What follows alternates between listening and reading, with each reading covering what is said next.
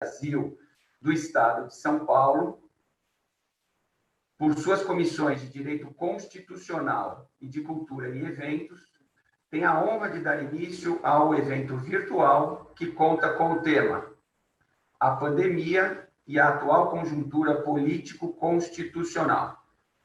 Compõe a mesa virtual dos trabalhos desta tarde a doutora Luciana Andrea Accorsi Berardi, presidente da Comissão de Direito Constitucional da OAB de São Paulo.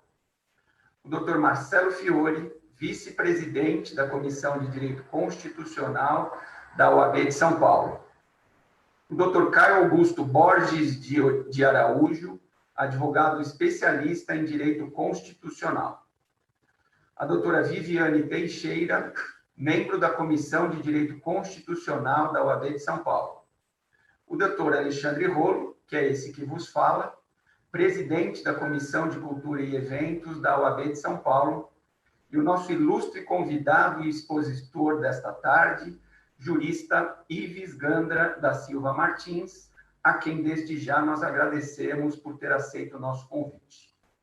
Sejam todas e todos muito bem-vindos à Casa Virtual da Cidadania e da Advocacia Paulista, nesse evento que está sendo transmitido ao vivo no canal do YouTube da Comissão de Cultura e Eventos. Para abrir os trabalhos de hoje e para presidir o nosso evento, eu passo de imediato a palavra para a querida amiga e presidente Luciana Berardi. Por favor, doutora Luciana. Boa tarde a todas e a todos. Em nome da Comissão de Direito Constitucional da UAB de São Paulo, eu gostaria de saudar e agradecer ao ilustre professor Dr. Ives Gandra pelo aceite e a honrosa participação nessa webinar, que tratará do tema A Pandemia e a Atual Conjuntura Política Constitucional. Gostaria de cumprimentar, na pessoa do Dr. Alexandre Rolo, presidente da Comissão de Cultura e Eventos e conselheiro desta seccional, a participação virtual de todas as autoridades aqui presentes, presidentes e conselheiros de subseções que aqui nos assistem. Cumprimentar também os meus queridos colegas de comissão, Dr. Caio Augusto Borges de Araújo, doutora Viviane Teixeira, secretária da Comissão de Direito Constitucional, doutor Marcelo Fiore, nosso vice-presidente, e na pessoa deles, saudar a todos os nossos colegas, advogados e advogadas e os acadêmicos de direito que aqui nos assistem hoje também. De pronto, vou passar a palavra ao nosso amigo, nosso querido vice-presidente, o doutor Marcelo Fiore, para as considerações e para a apresentação formal do nosso ilustre palestrante. É uma honra tê-lo conosco, doutor Ives Gandra.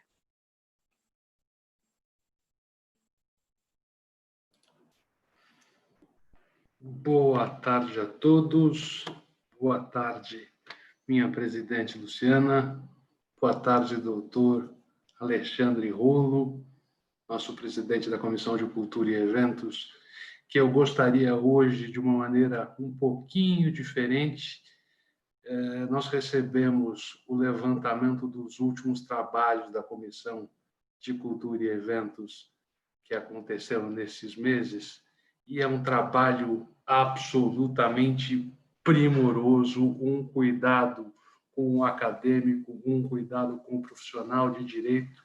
A Comissão de Cultura e Eventos está surpreendendo todos os dias, e não fosse o trabalho incansável deles que nos acompanha nessa mesa virtual, nada disso seria possível. Então, doutor Alexandre, muito obrigado em nome de todos nós da comissão.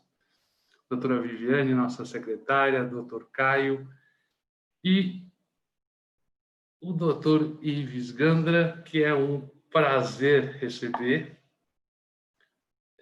Eu sou suspeito para falar do professor Ives, porque todos aqueles que estudam direito, especialmente a geração minha e de Luciana, na época na Pontifícia Universidade Católica, lá no finalzinho dos anos 80, a Luciana é muito mais nova que isso, entrou na faculdade muito cedo, né?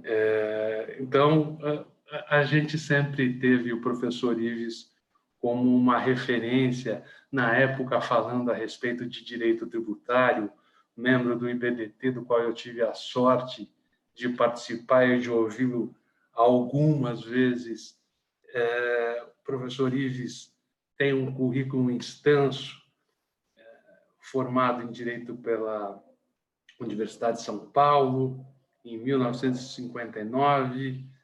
Ele é advogado, tem uma trajetória docente muito extensa. Se eu for ler toda a trajetória docente do professor Ives, nós vamos demorar pelo menos uns 40 minutos.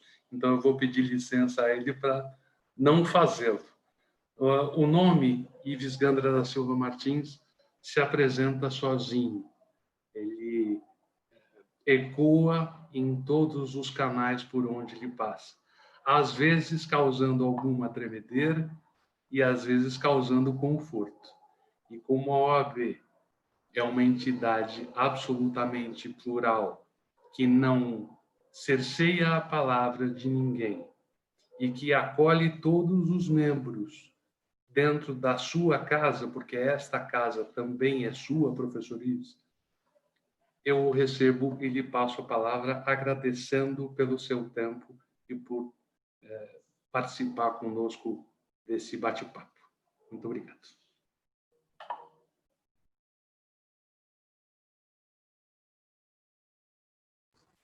Está sem som, professor. Precisa liberar o som.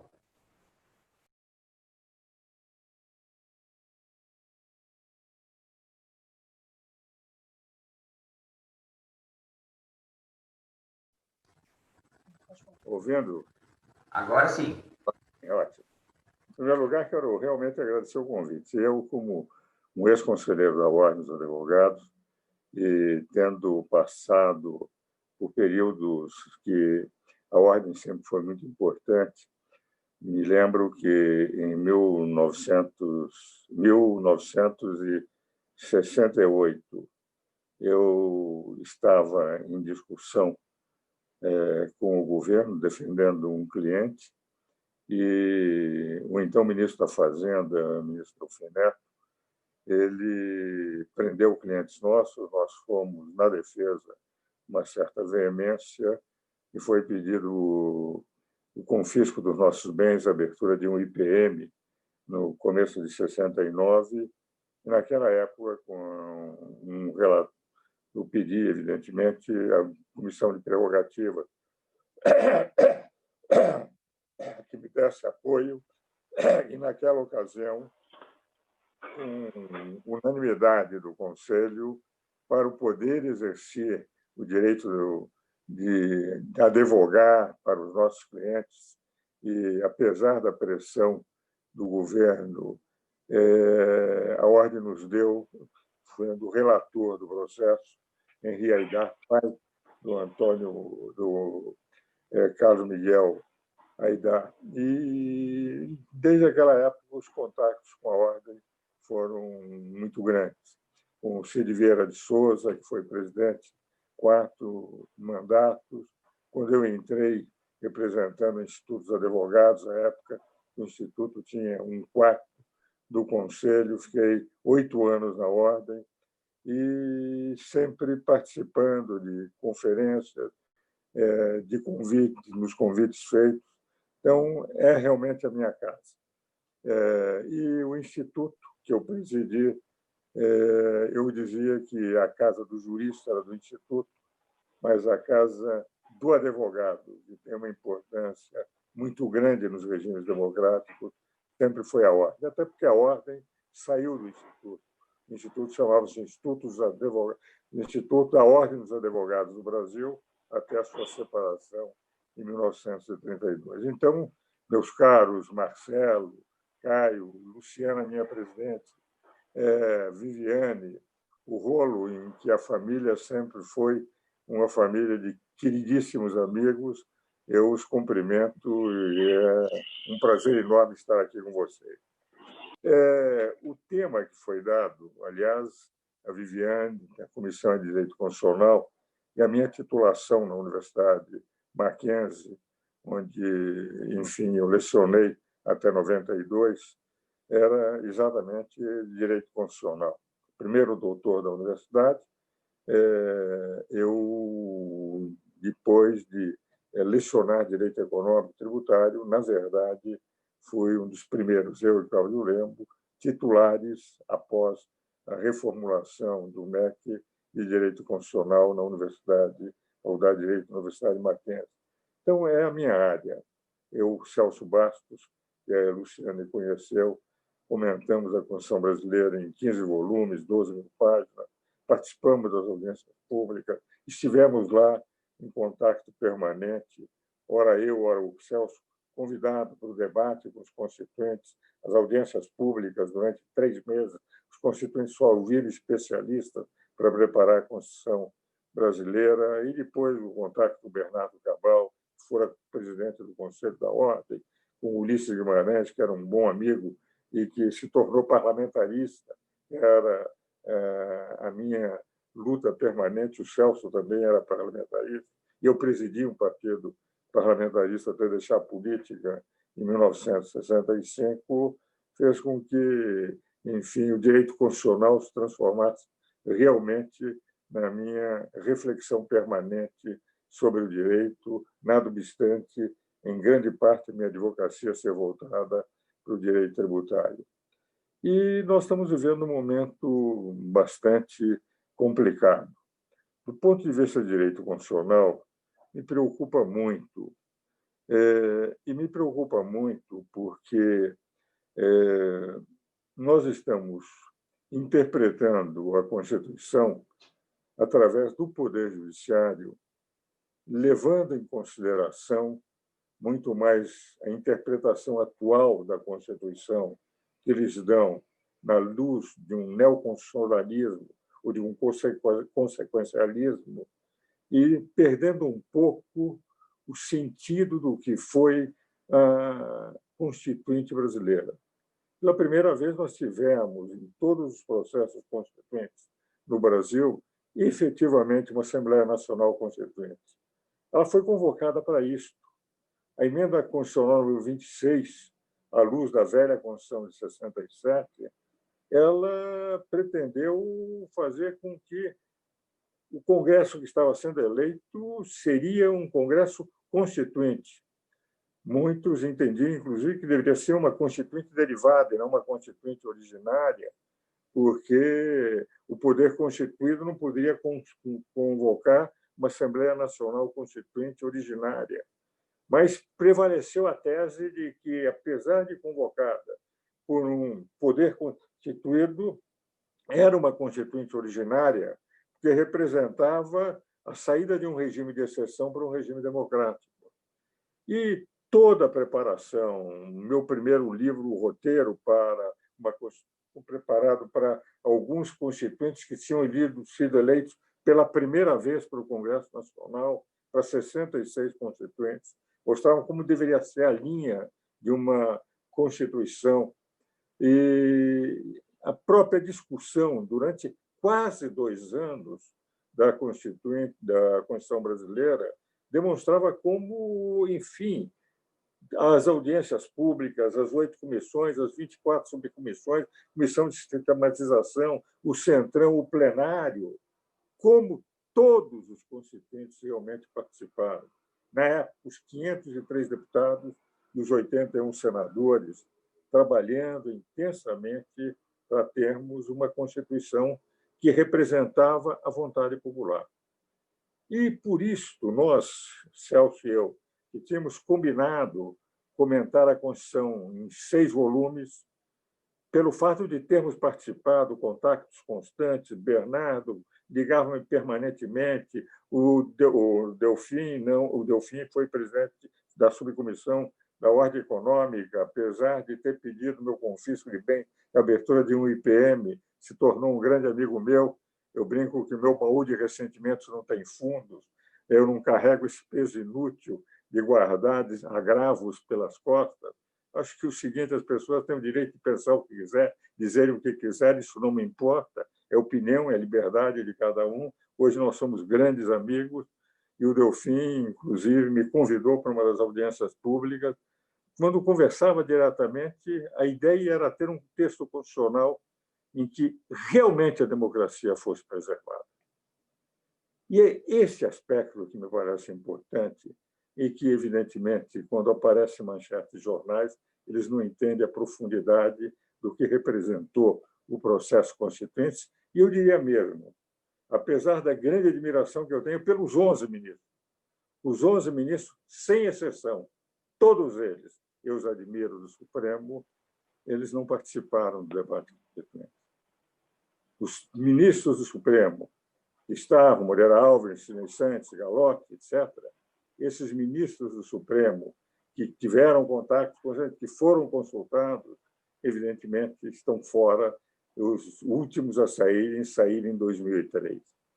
Então, o que nós vimos naquele momento é que, com toda a adiposidade da Constituição, os acordos que houve entre esquerda e direita, o centrão do Roberto Cardoso Alves, foi possível fazer uma Constituição adiposa numa série de dispositivos, mas uma Constituição muito bem estabelecida no norte. Primeiro, harmonia e independência de poderes. Segundo, direitos e garantias individuais. Esses dois fundamentos da Constituição, que é a espinha dorsal da Constituição, que representa o regime democrático, é que levou efetivamente a termos a mais democrática das constituições, apesar de inúmeros dispositivos sem nenhuma densidade constitucional inseridos na Constituição. No momento em que nós analisamos o título primeiro da Constituição, nós verificamos o quê? Nós verificamos que o artigo 1º diz que o Brasil é um Estado democrático de direito. Não é um Estado de direito apenas. Cuba é um Estado de direito, a Venezuela é um Estado de direito, entende? O Chile foi um Estado de direito na época do Pinochet, mas democrático de direito é aquele Estado em que é o povo que pressiona e define aqueles que deverão conduzir o seu governo. Eu estava muito feliz no período constituinte que o Ulisses se convencera do parlamentarismo e nós fomos trabalhando para um modelo parlamentarista na Constituição, até que, na 10ª hora, já em plenário, o parlamentarismo que foi adotado, que estava sendo adotado, foi afastado para o presidencialismo. Aí se compreende por que ficaram as medidas provisórias. Cópia até literal de um sistema parlamentar de governo, que era o italiano, apenas com data distinta, lá falava-se em 60 dias, no nosso primeiro molde foi com 30 dias de vigência de uma medida provisória, mas, à última hora, não houve tempo de mudar outros mecanismos próprios e a nossa Constituição ficou com muitos elementos do constitucionalismo próprios do parlamentarismo dos países europeus, do parlamentarismo que representa as 20 maiores democracias do mundo, aquelas que nunca tiveram ruptura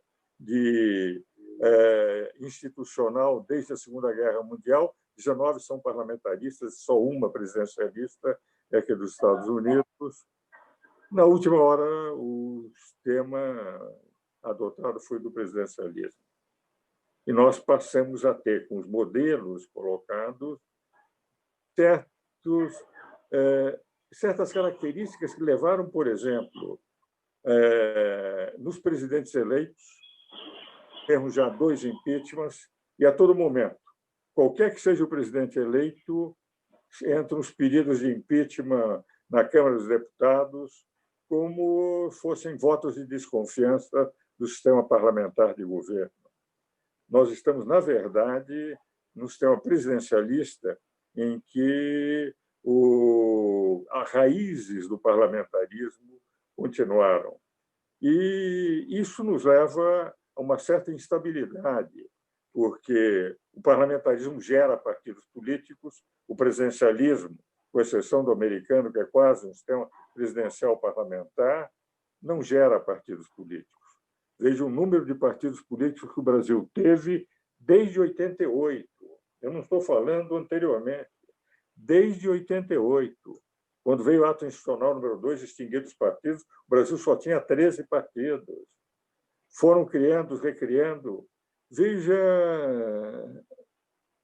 o turismo de políticos representativos que vão para 2, 3, 4, 5, 6, 7 partidos, que, conforme uma discussão ou desavença num partido, passam para um outro partido, fundam-se partidos com facilidade, mesmo quando se pretendeu restringir, agora, se novamente estamos com a possibilidade dessa restrição, o Rolo, a família do Rolo é especializada em direito eleitoral, mas quando o ministro Marco Aurélio considerou a cláusula de barreira inconstitucional, nós tivemos essa enxurrada de novos partidos, o que faz com que, apesar de ser uma Constituição extremamente democrática, com independência e harmonia de poderes, nós temos uma instabilidade do nível de interpretação da nossa Constituição.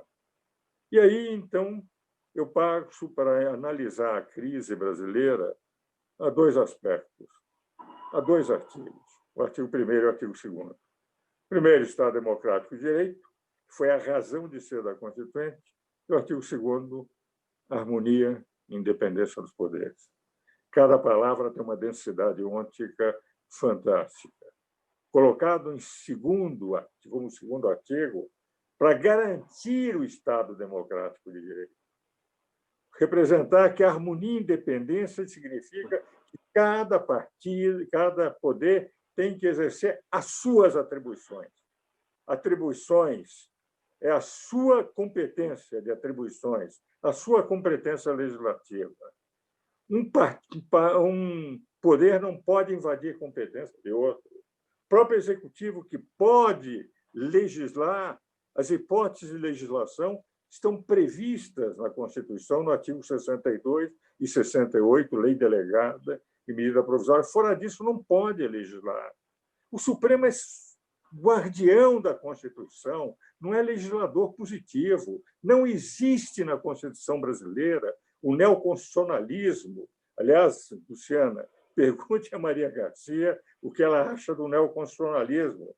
Isto é, de ser guardião da Constituição e legislador positivo nos vácuos constitucionais. Não existe isso. Harmonia e independência dos poderes. Vou contar um episódio que ocorreu durante esse trabalho, em que muitas vezes estava em Brasília, convidado por Bernardo Cabral, convidado pelos Dornelles, por Delfim, por Roberto Campos, entende? Uma noite estou jantando. Eu, Odir Porto, Bernardo Cabral e Sidney Sanches. Sidney representava o Supremo no acompanhamento dos trabalhos constituintes. O Odir, que fora presidente do Tribunal de Justiça de São Paulo, era o presidente da Ação dos Magistrados Brasileiros. O Bernardo Cabral, o relator da Constituição Constituinte. E eu, enfim, navegando como professor universitário, a todo momento, eles sempre me convidavam a ouvir alguns dos meus palpites. Não é?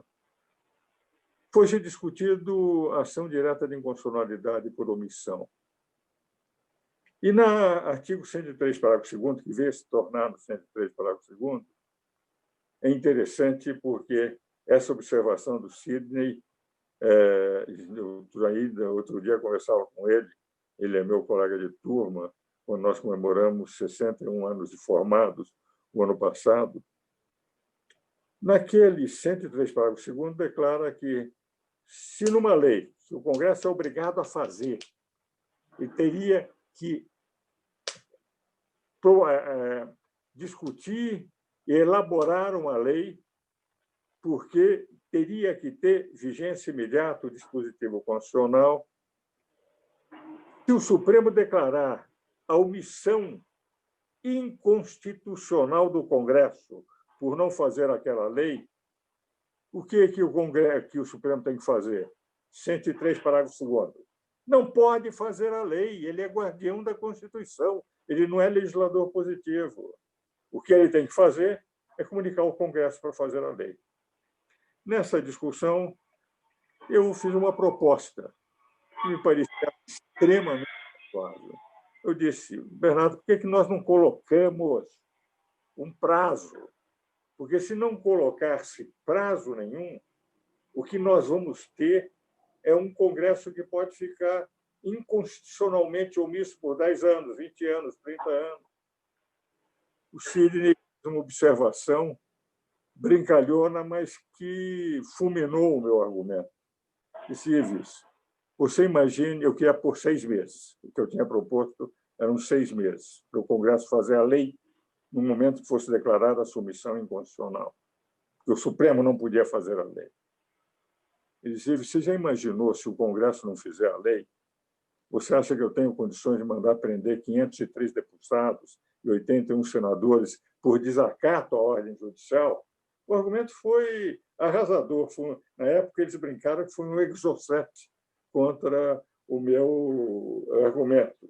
E ficou como está no 103, parágrafo 2º. Declarado, o Supremo não faz a lei, declara omissão inconstitucional.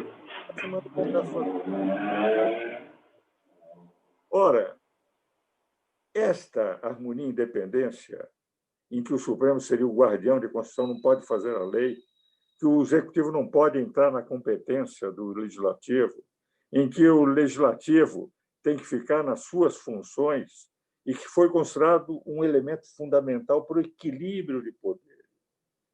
Com todo o respeito que eu tenho pelos eminentes ministros do Supremo, amigos que eu respeito, considero, não sou como aqueles que atacam a idoneidade deles, porque sei que são idôneos, competentes, grandes juristas. Eles, entretanto, com essa visão moderna do constitucionalismo, passaram a ser legisladores positivos. Hoje nós estamos com um superpoder. Quando o Supremo garantiu, por exemplo, a prisão em segunda instância, pessoalmente, como cidadão, eu acho ótimo, porque esperar o trânsito em julgado, repetidas vezes, nós temos por prescrição a extinção da punibilidade. Mas, como jurista, eu não posso ler que um cidadão que ainda é inocente tem que cumprir pena em execução como culpados, não sendo culpado. Como jurista, eu tenho que ler o que está no artigo 5º, inciso 57. Como cidadão, eu penso de outra forma. Como jurista, eu não posso mudar. Isso é matéria para o Congresso Nacional, ainda com os problemas de saber se seria cláusula pétrea ou não cláusula pétrea.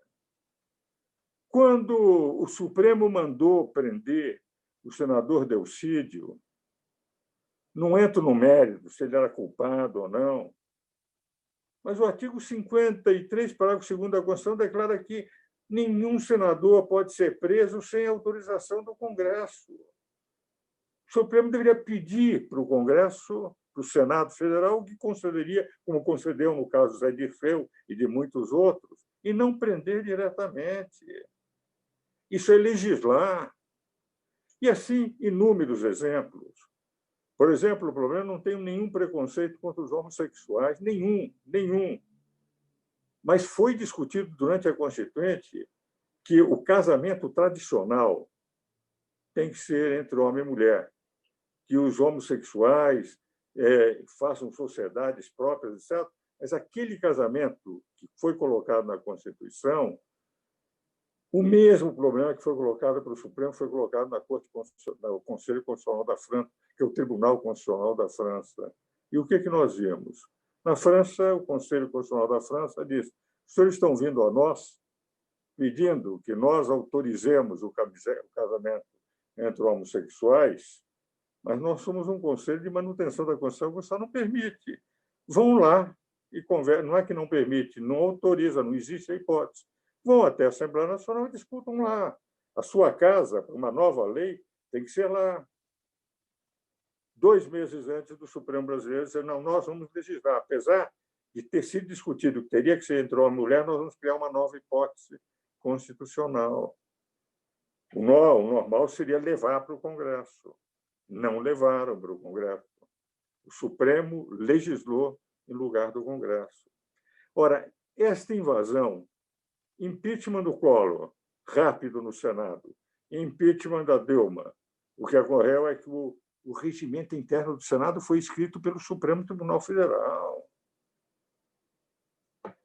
O ministro Lewandowski, um excepcional jurista, professor titular da USP, meu amigo pessoal, tenho uma grande admiração por tudo o que o Ricardo escreveu, que o ministro Ricardo Lewandowski escreveu. Temos livros escritos juntos, mas separou a pena da Dilma entre inexigibilidade de um lado e manutenção de direitos políticos, como são duas.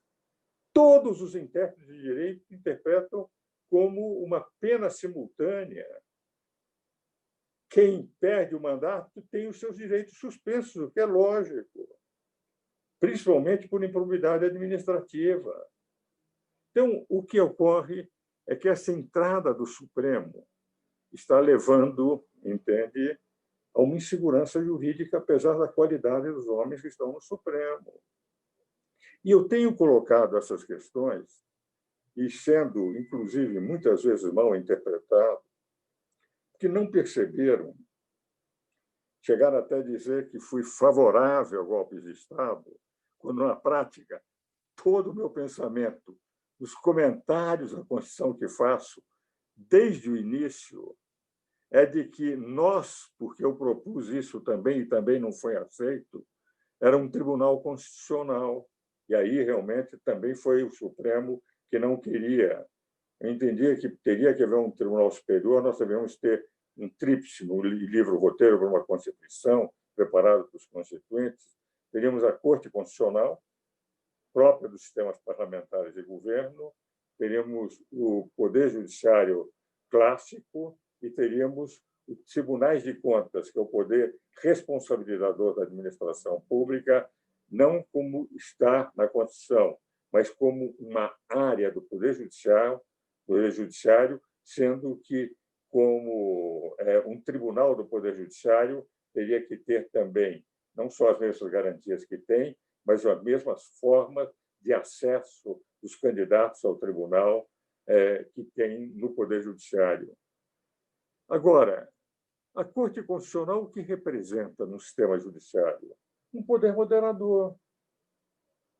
A Corte Constitucional em Portugal é um poder moderador. Não pertence sequer ao Poder Judiciário.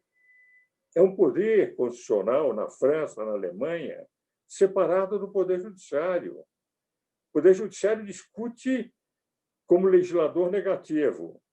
Quem garante a estabilidade, o poder moderador de uma nação é a Corte Constitucional. Nós não adotamos. Mas criamos um dado, e isso é que eu queria deixar claro para os senhores compreendam o meu pensamento, um título 5º da Constituição. O título 4º da Constituição são os poderes. Nós temos, primeiro, o Legislativo, 44 a 69, Tribunal de Contas, depois o Executivo, 76 a 91, depois o Judiciário, 92 a 126, depois duas funções essenciais da administração da justiça, em igualdade de condições, sem superioridade de uma sobre a outra, do advocacia e do Ministério Público. Eu brinco, às vezes, com os meus amigos do Ministério Público, apesar de estarmos em igualdade de condições, nós somos superiores, por uma razão muito simples. É que os senhores existem na ditadura como poder acusador permanente. E nós, como advogados, só existimos realmente nas democracias, porque nas ditaduras os advogados são apenas homologadores do que quer o poder. Nas democracias, o direito de defesa é o do mais sagrado direito de um exercício político. E somos nós. E, apesar de estarmos em igualdade como funções essenciais, o advogado e o Ministério Público, nós somos mais importantes na democracia. Porque sem direito de defesa não existe democracia. E isso, quando colocado, entende, em palestras, colocava desde a época, eu continuo a escrever sobre isso. Agora, o título 5º da Constituição declara o quê?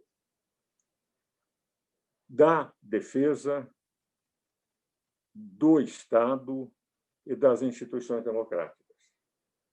Há um título na Constituição entre orçamentos, o título 6, sistema tributário, e o 4, poderes, que é da defesa do Estado e das instituições democráticas. E o que se coloca? Estado de defesa, Estado de sítio, Forças Armadas e Segurança Pública. Artigo 136 a 144.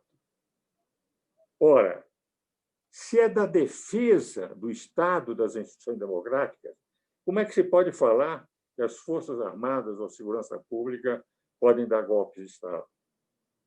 Se é da defesa das instituições democráticas, como é que se pode falar que instituições que são do Estado e não do governo podem dar? E todos declaram, Poder Judiciário, Poder Legislativo, Executivo, que as Forças Armadas e Segurança são forças do Estado, são instituições do Estado e não dos governos. Agora, o artigo 142, quando declara que a função das Forças Armadas é, na verdade,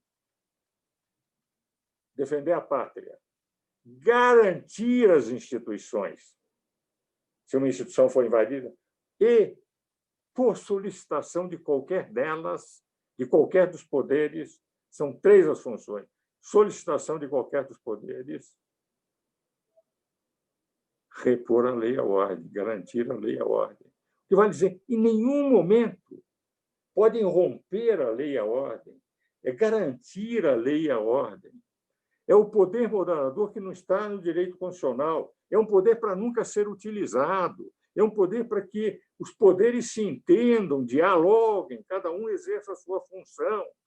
É o que nós chamávamos, e sabe isto, a Luciana, que trabalha com a professora Maria Garcia, nós chamávamos, na época, regime constitucional das crises. O título 5º, Estado de Sítio, Estado de Defesa, Forças Armadas, a pedido de qualquer dos poderes garantir a ordem, é quando chegou-se a uma crise de tal ordem que há necessidade de uma intervenção para repor, para garantir a democracia, nunca para romper a ordem, para romper a democracia. E naquele aspecto pontual que terminou gerando aquela crise. Isso nós escrevemos durante 30 anos, desde o início da Constituinte. Se forem aos debates constituintes, eu conversava com Bernardo Caval, que foi presidente nacional da Ordem dos Advogados. Se cada um de vocês ligar para ele, ele vai dizer exatamente o que eu estou dizendo aqui. Foi isso que constou dos debates constituintes. Aí, uma interpretação exclusivamente jurídica foi transformada em não, quer um golpe de Estado, quer isso. Na verdade, é absolutamente impossível. Inclusive, no que eu sempre escrevi, se por acaso quem pedir que seja reposta a lei e a ordem for o presidente da República, ele deixa de ser o chefe. Ele não pode mais chefiar as Forças Armadas para aquele incidente, porque ele é parte do conflito. Serão os comandantes que reporão a lei e a ordem. Nunca romper, nunca ser 64, embora 64 tenha tido apoio da Folha de São Paulo, do Estado de São Paulo, do Globo, do Jornal do Brasil, de todos os canais de televisão. Se forem à época, vão verificar que, naquela época, todos os jornais apoiaram o movimento de 64. Não tem nada a ver com aquilo, é para repor. Agora, esse dispositivo foi colocado quando conversávamos, na época, com Ulisses, com Bernardo, etc., para nunca ser utilizado. Como estado de sítio, ninguém quer. Estado de defesa, só se os poderes não se entenderem, porque eles têm que ser, pelo artigo 2º, harmônicos e independentes.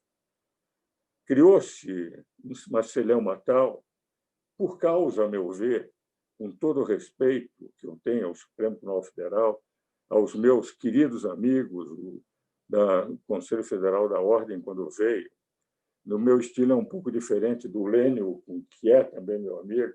O Lênio gosta de atacar ideias e adversários. Eu só ataco ideias e respeito os adversários. Fui a vida inteira, com 85 anos, eu vou mudar.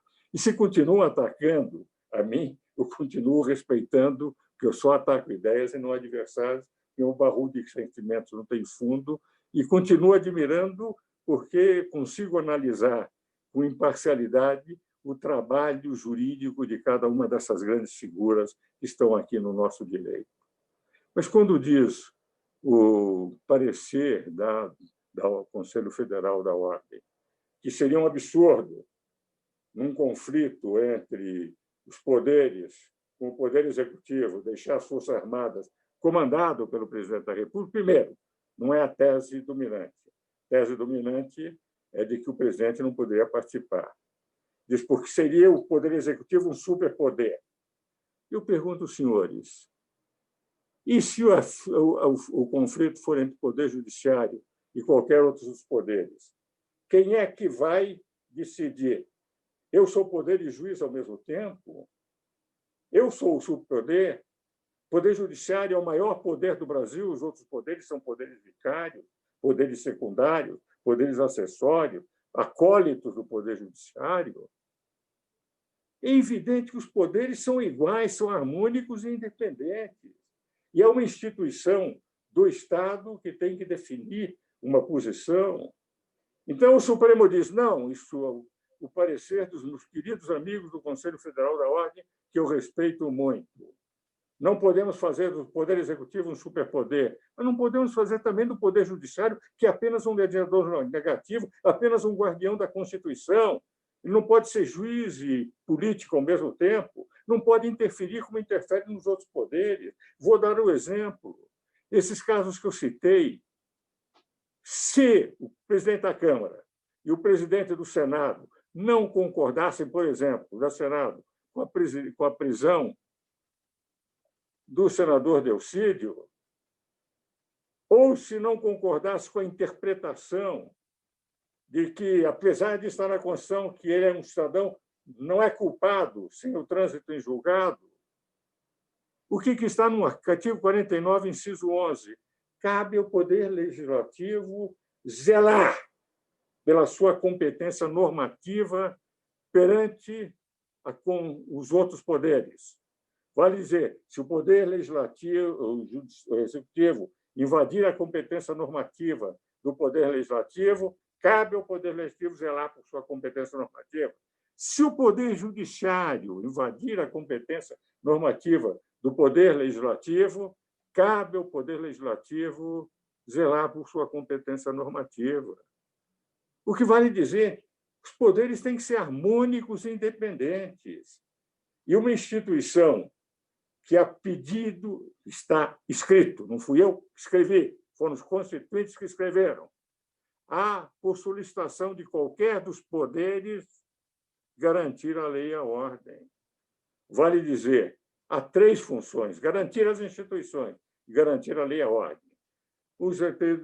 Não, lei e a ordem é garantir como garante as instituições. Mas, então, por que o Constituinte pôs garantir as instituições e a por solicitação? Quando há solicitação de um poderes para garantir a lei e a ordem, também há solicitação para garantir as instituições. Então, nós teríamos dois discursos dizendo rigorosamente a mesma coisa no artigo 142. São três finalidades bem declaradas que eu sempre defendi em todos os meus escritos durante 30 anos e que, de repente, passou a ser bandeira exatamente ao contrário de tudo que eu lhe disse, para como se tivéssemos para um golpe de Estado, quando isso, sempre eu disse, é a melhor maneira de se ter a democracia garantida para nunca ser utilizado.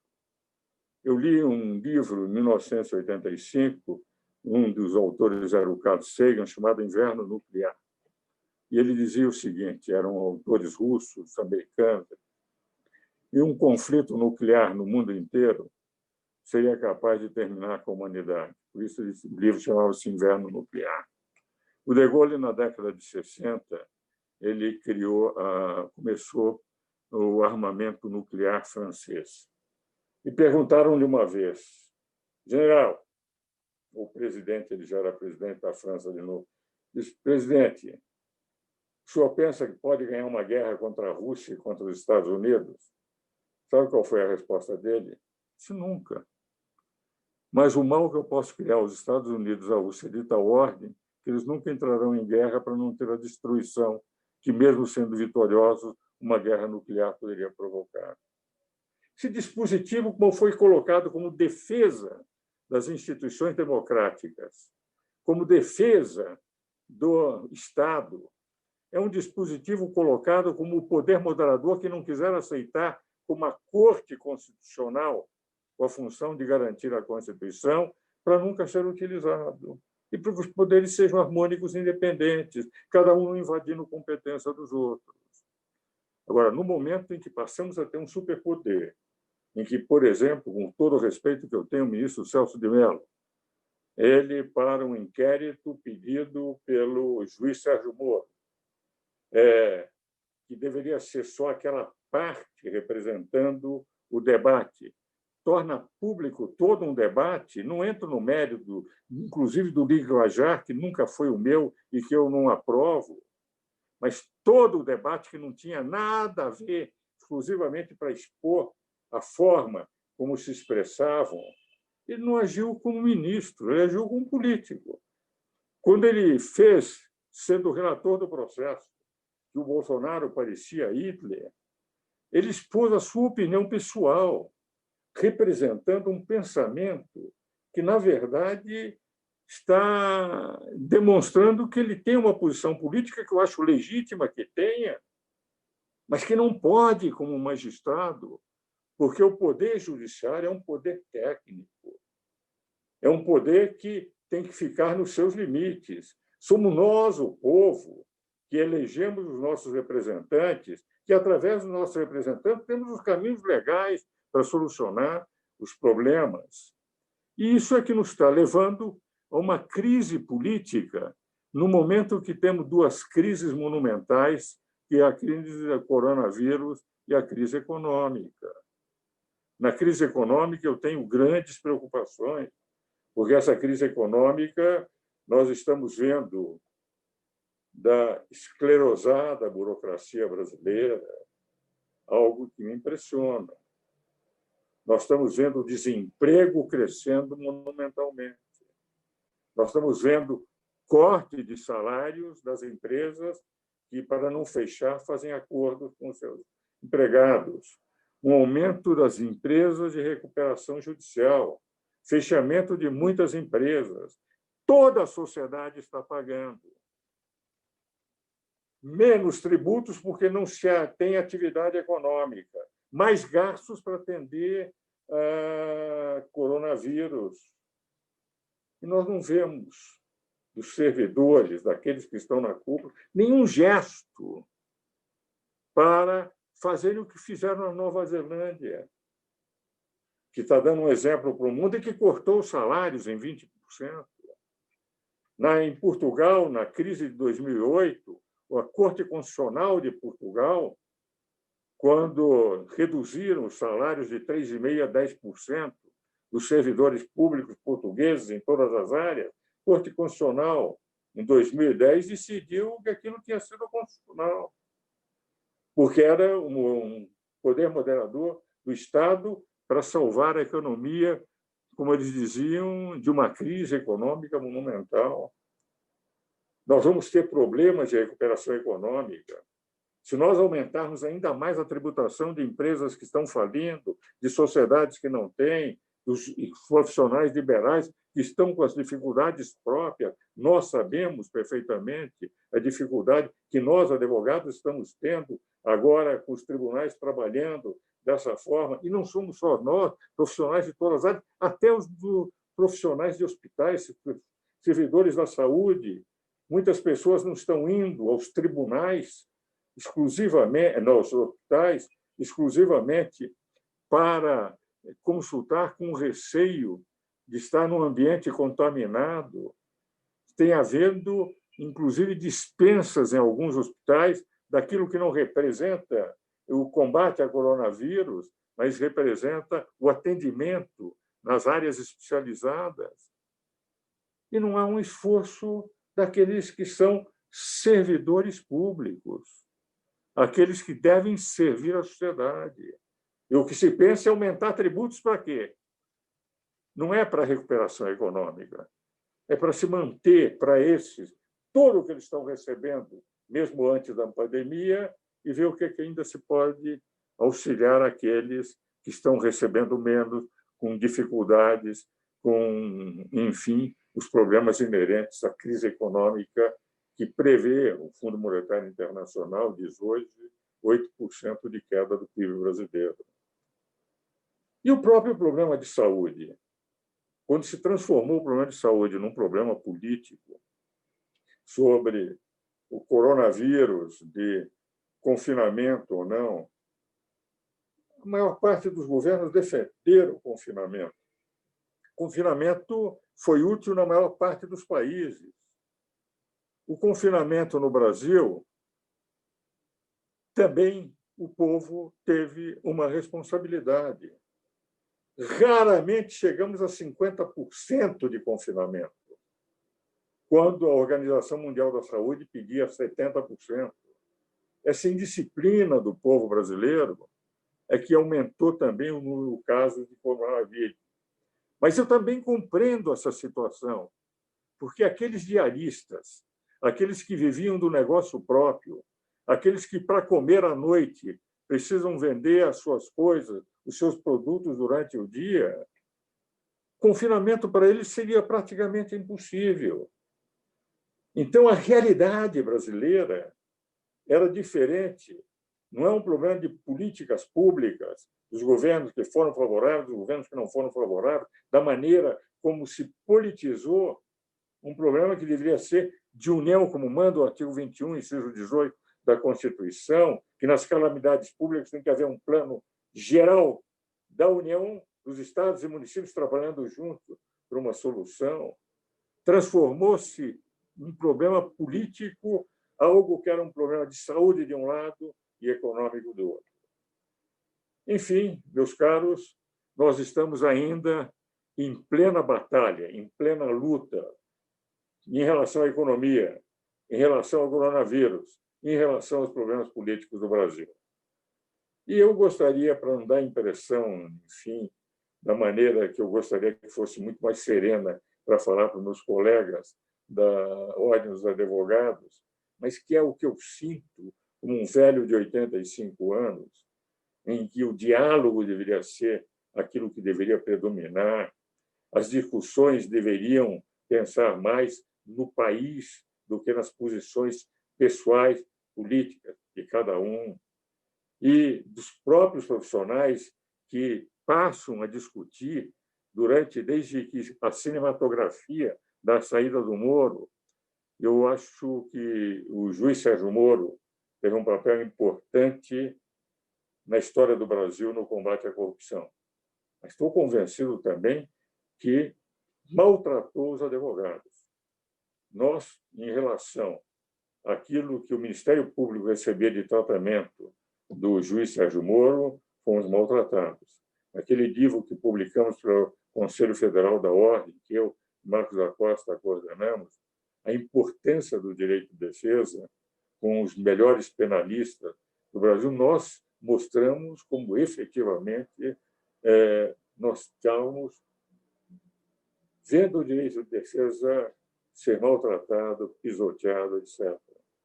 A saída cinematográfica lançou o Brasil numa terceira crise, quando teríamos duas crises já importantes para ser vencidas, que foi a crise política.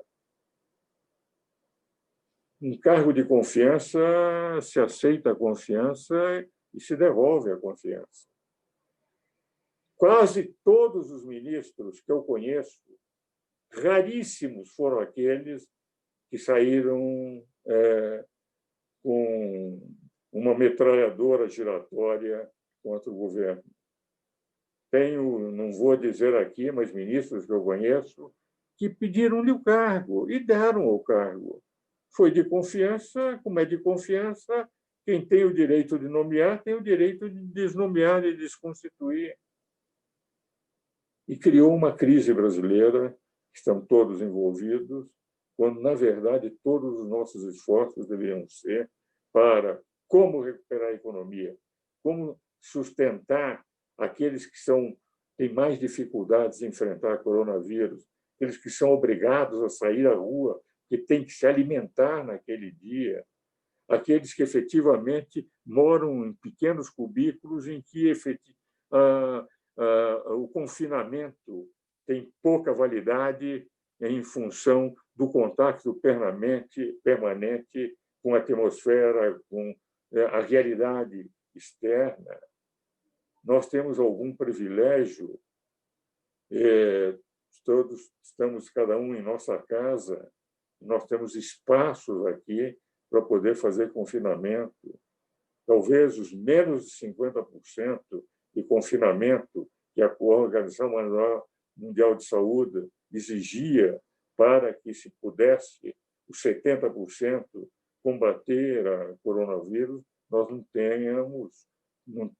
tivemos por essa necessidade de sobrevivência alimentar, de ter o que comer, como sobreviver nessa pandemia. Então, todos nós devemos ter a cabeça voltada para como salvar a nação brasileira dessa dupla crise, e não uma crise artificial criada em que o que está procurando frases isoladas de um lado, ataques de outro, governadores procurando alavancar candidaturas eventuais, uma eleição que querem que haja eleição, quando, na verdade, nós não temos sequer condições de escolher com tranquilidade os candidatos. Uma emenda à Constituição, embora todos os políticos acham que tem que ser de qualquer forma esse ano, teria que se respeitar o 3 de outubro. O Rolo é o maior especialista nisso, mas eu vejo muita dificuldade até para fazer campanha, que é fundamental para que o povo conheça qual é a plataforma de cada candidato. Então, o que eu estava querendo dizer, como um velho advogado que, enfim, sempre trabalhei pro bono para o governo, sempre dei pareceres para a União, para o Estado de São Paulo, para o município de São Paulo, graciosamente, para poder criticar quem quer que seja as ideias, nunca as pessoas. Eu fico efetivamente preocupado, porque enquanto outros países enfrentam, os Estados Unidos não, porque também estão agora com uma eleição, mas a maior parte dos países, a União, Merkel conseguiu, a União na Alemanha, Israel, não, Nova Zelândia, entre oposição e situação, e nós esgotando forças nacionais, força das nossas lideranças no embate político, quando o nosso grande problema é sair da crise de saúde econômica para depois ter-se um embate democrático, político, com todas as forças da nação, procurando soluções para o país, de situação e oposição, mas não esgotando suas forças num debate que, enfim, contamina a própria população, a imprensa, que contamina um ambiente que deveria ter mais união. Hoje, o discurso do presidente Toffoli, do Supremo, saindo como eu saí, que eu fiquei internado também com a Covid-19, foi um discurso, precisamos ter diálogo entre os poderes, temos que ter harmonia entre os poderes. Não há um poder soberano sobre os outros. Um poder não pode dizer como é que os outros têm que fazer, como é que o legislativo tem que legislar, como é que o executivo tem que administrar. O judiciário é um legislador negativo, um guardião da Constituição, não um constituinte derivado, não um legislador suplementar. O poder executivo não pode, efetivamente, sair das suas atribuições. E o legislativo tem que saber preservar a sua competência normativa e tem que, independente de interesses políticos, pensar nessas eleições municipais, podendo mudar, inclusive, a Constituição, se vale a pena fazermos de imediato ou pensarmos em permitir um debate político altaneiro para as eleições municipais, em que as plataformas possam ser apresentadas sem qualquer outro tipo de pressão, como necessariamente aconteceria se nós tivermos a eleição no dia 3 de outubro, no primeiro domingo de outubro. Então, era isso que eu queria trazer, um pouco dessa minha revolta de um velho em ver a situação, mas a minha esperança, porque eu sempre fui otimista, de que um único discurso do presidente Toffoli do Supremo pode levar as nossas autoridades a caírem em si, para que os três poderes sejam o que nós gostamos na ordem, que nós vivemos da defesa da Constituição e das instituições brasileiras. Nós vivemos no direito de defesa, sustentando essa democracia, para que nós possamos ter os poderes harmônicos, independentemente, funcionando e trabalhando nesse momento para vencer a crise da saúde e a crise da economia. Era o que eu tinha a dizer aos meus queridos amigos. Muito bem, professor Ives, parabéns pela sua exposição. Quero dizer que o senhor é um vencedor, não só por toda a história que o senhor tem, que o Marcelo até deixou de ler o currículo do senhor, porque iria tomar aqui pelo menos metade do nosso tempo, mas também porque venceu, como o senhor mesmo falou, venceu a Covid. Foi acometido por essa doença, com 85 anos venceu, então realmente o senhor é um vencedor. Eu gostaria de agradecer pelas suas palavras aqui na nossa OAB do Estado de São Paulo. Professor, se eu puder resumir, tentar resumir em uma frase aquilo que o senhor falou, eu resumiria que o senhor é ferrenhamente contra um superpoder, seja ele o executivo, seja ele o legislativo, seja ele o judiciário. E se isso é verdade, eu quero dizer para o senhor que nós estamos juntos. Eu sou contra o superpoder também, a OAB do Estado de São Paulo é contra qualquer superpoder, eu tenho certeza que o Conselho Federal da OAB também é contra superpoder. Eu tenho para mim, claro, eu acho que aqui eu posso falar em nome da Ordem de São Paulo também, enquanto conselheiro que sou da Ordem dos Advogados do Brasil de São Paulo, que a Ordem dos Advogados do Brasil, São Paulo e Federal, em nenhum momento defendeu qualquer superpoder. A OAB não defende o executivo como superpoder, mas também não defende o legislativo ou o judiciário como superpoder. E se nós formos pensar no poder judiciário como um superpoder, a gente teria que passar por uma questão que todo mundo debate há muito tempo aqui no nosso Brasil, que é a questão do ativismo judicial. E me parece que aqui e ali realmente a gente tem um ativismo judicial. E quero lembrar, para quem nos assiste, aí eu não vou falar isso para o senhor, porque o senhor está cansado de saber, mas, enfim, está sendo transmitido aqui pelo YouTube, lembrar os termos do artigo 2º da Constituição Federal. São poderes da União, independentes e harmônicos entre si, o legislativo, o executivo e o judiciário. Veja que interessante, porque a Constituição ela fala que os poderes legislativo, executivo e judiciário são independentes e harmônicos, mas a Constituição não fala, e eu acho que deveria falar, ou talvez isso já esteja implícito, mas, enfim, não fala expressamente que são poderes iguais, são poderes de igual relevância, são poderes que devem ter igual força e igual importância. Eu acho que isso está implícito realmente no texto constitucional, mas poderia estar explícito, porque o artigo 2º fala em poderes independentes e harmônicos, mas não fala que eles são iguais, e nós sabemos que são iguais, ou pelo menos deveriam ser iguais. Deixa eu falar para o senhor, professor, que na área do direito eleitoral, o senhor me citou aqui, eu agradeço, e falou dessa questão que eu atuo no direito eleitoral.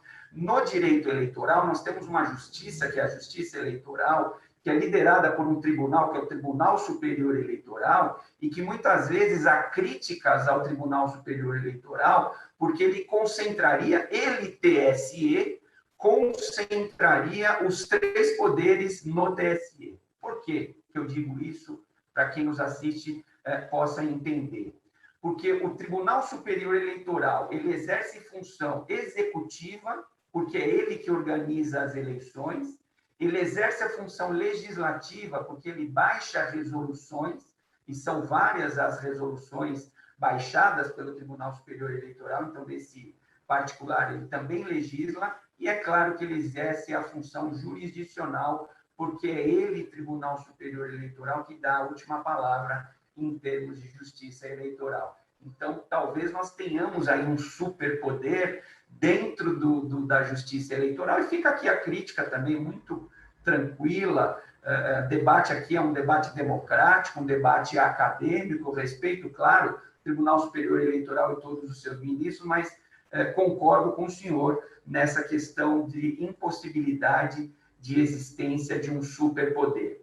Se a presidente Luciana me permitir, eu quero concluir, presidente Luciana, a minha manifestação lendo uma nota do Conselho Federal da OAB, que trata justamente de um dos pontos tratados aqui, que é o artigo 142 da Constituição Federal. Professor Ives, claro, já leu, sabe de cor e salteado o que pensa o Conselho Federal, mas eu quero dividir essa impressão, professor Ives, com, mais uma vez, quero dizer, com aqueles que nos assistem no canal do YouTube. Então, não vou ler, claro, o parecer inteiro do Conselho Federal, mas eu quero ler um resumo desse parecer, porque talvez em um ponto e outro o professor Ives Gandra tenha alguma ressalva e não concorde com todos os termos desse parecer, o que é totalmente democrático, não tem problema nenhum nisso. Mas a nota, então, do Conselho Federal que eu queria deixar, até para fomentar os nossos debates, presidente Luciana,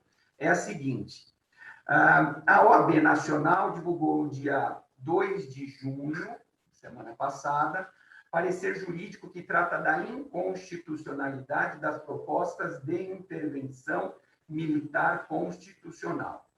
A conclusão foi pela inexistência do poder moderador atribuído às Forças Armadas, bem assim pela inconstitucionalidade da utilização do aparato militar para intervir no exercício independente dos poderes da República. O documento preparado pela Presidência e pela Comissão de Estudos Constitucionais do Conselho Federal contesta a interpretação que tem sido aventada de que o artigo 142 da Constituição Federal conferiria às Forças Armadas poder para, aspas, intervir para restabelecer a ordem no Brasil, fecha aspas, atuando em situações extremas como poder moderador. O ex-presidente da OAB Nacional e presidente da Comissão Nacional de Estudos Constitucionais, Marcos Vinícius Furtado Coelho, destaca que, aspas, as Forças Armadas não possuem a função de interferir na harmonia e independência entre os poderes da República.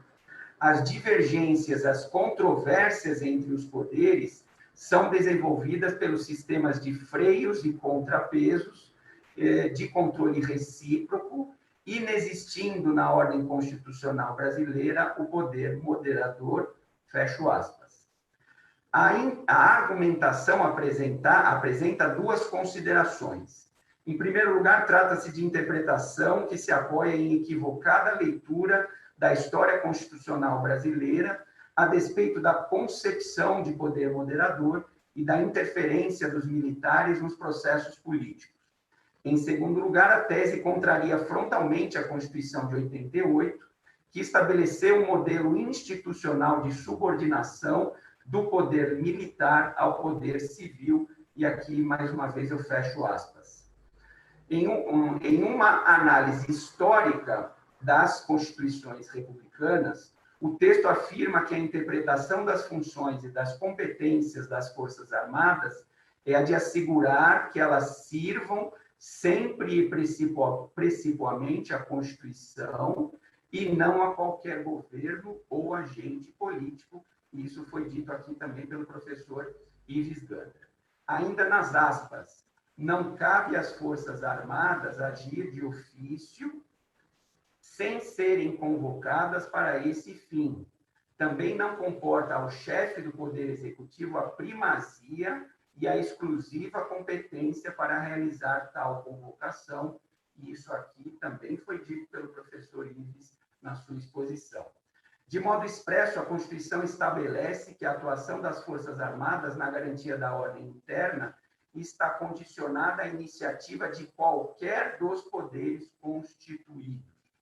A provocação dos poderes se faz necessária e os chefes dos três poderes possuem igual envergadura constitucional para tanto, fecho aspas, e esse é um destaque aqui, então, do parecer do Conselho Federal. Eu acho que em muitos pontos, aquilo que foi dito agora pelo professor Ives é convergente com esse parecer do Conselho Federal, mas, enfim, Luciana, somente para fomentar os debates, eu gostaria já li o texto aqui, a nota do Conselho Federal, então essa é a posição oficial do Conselho Federal da OAB, também seguida pela OAB do Estado de São Paulo, em relação ao artigo 142 da Constituição Federal. E eu repito, para encerrar, que eu trago isso, essa nota aqui, para fomentar os debates. O professor Ives vai poder voltar a falar, mas, enfim, antes de devolver a palavra para o professor Ives, eu quero passar a palavra para você, Luciana, que você é a nossa presidente aqui dos trabalhos, então você está de volta com a palavra. Muito obrigado e a palavra é sua.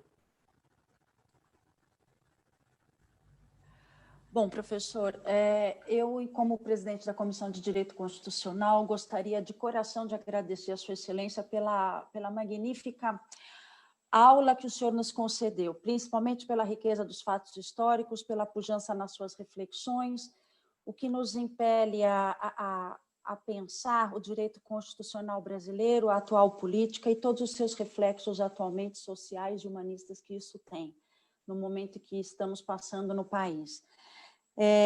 Assim como o senhor disse, a democracia constitucional pressupõe a limitação dos poderes, né, o limite dos poderes. E eu me lembro de Kelsen, quando ele diz que a própria democracia demonstra, ou seja, a juridicidade constitucional é um elemento da democracia constitucional, como nós conhecemos hoje. Então, o senhor trouxe para nós fatos e fez uma exposição de uma lucidez e de um equilíbrio que, a mim, me causa muito orgulho, como ex-aluna que fui, por ter vivenciado uma parte dessa história. Eu sou de uma geração que fui às ruas, pintei tenho cara pintada, né, os caras pintadas, pedi direta já. Então, poder ter a possibilidade de ouvi-lo e verificar e ver esse depoimento que o senhor dá e todas as suas reflexões e as suas preocupações, eu acho que vem muito de encontro com aquilo que nós, inclusive dentro da ordem, temos discutido também.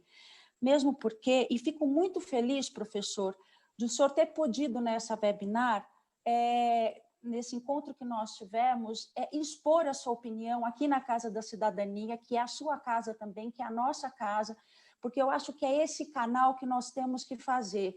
Nós, enquanto advogados, exatamente, o senhor citou a dificuldade, né, que ser advogado em épocas de democracia. Eu me lembro do professor, do livro que eu li, Evandro Lins e Silva, no Salão dos Passos Perdidos, onde ele fazia essa referência exatamente. Era fácil, na época da ditadura, fazer o papel de um advogado, porque existia apenas um papel de representação, mas é na democracia que se exerce o exercício absoluto do direito de defesa. E é isso que nós precisamos aqui defender, não apenas a nossa democracia participativa, a federação, a harmonia dos poderes, mas defender o Estado democrático de direito, no qual o senhor foi um dos grandes balaústres, né? Uma das nossas grandes referências. Eu vou me privar, professor, de fazer o meu questionamento, como eu gostaria de fazê-lo, porque senão nós vamos nos estender muito. Então, eu vou passar a palavra, porque já são 6h15, nós temos uma série de questões aqui que o pessoal tá mandando para nós, então eu vou pedir escusas ao senhor, mas apenas assim deixar minha gratidão imensa por o senhor ter aqui podido participar conosco, pela sua bondade de conceder o seu tempo e expor a sua opinião, que para nós é muitíssimo importante ouvi-lo, né, principalmente nesse momento que nós estamos vivendo. Eu vou passar, acho que, a palavra para o doutor Marcelo, porque aí ele pode fazer as suas colocações. Provavelmente o doutor Marcelo vai fazer uma pergunta que ele já tinha comentado, que ia fazer um questionamento, e aí depois a gente passa as considerações para o professor, para não tomar muito vosso tempo, tá bem? Mas fica aqui meus agradecimentos, professor. Marcelo, está contigo. Muito obrigado, Lu. Eu agradeço você de coração quando você fala: olha, eu vou me privar de fazer a pergunta. Eu não vou deixar passar em branco o professor Ives na minha frente. Eu não posso. A gente tem estudado tanto na Comissão de Direito Constitucional Se não me engano, foi o professor Pedro Serrano que falou para a gente há 2 semanas atrás que o constitucionalista é aquele que faz a pergunta que ninguém quer ouvir. Então, a gente tem escutado muitas perguntas que nos incomodam e a gente tem feito muitas perguntas que talvez incomodem um pouco mais. Eu vou me ater à situação econômica, à crise econômica, tratando ela de uma maneira paralela à crise de saúde. As pessoas estão sofrendo com toda a situação do coronavírus. O professor Ives passou por isso pessoalmente, sabe a luta e o mal-estar que é para continuar sobrevivendo. Graças a Deus ele conseguiu vencer mais essa batalha, como tantas outras que ele venceu na vida. As empresas brasileiras também estão doentes, também tem um remédio que lhes é acenado de longe. O governo federal fala em uma série de incentivos.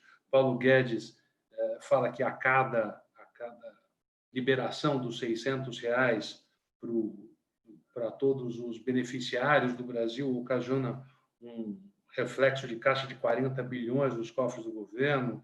A gente sabe que existe um caixa significativo, pelo menos deveria existir um caixa significativo, conforme as contas iniciais da recepção do governo na transferência entre o Michel Temer e o então presidente Bolsonaro.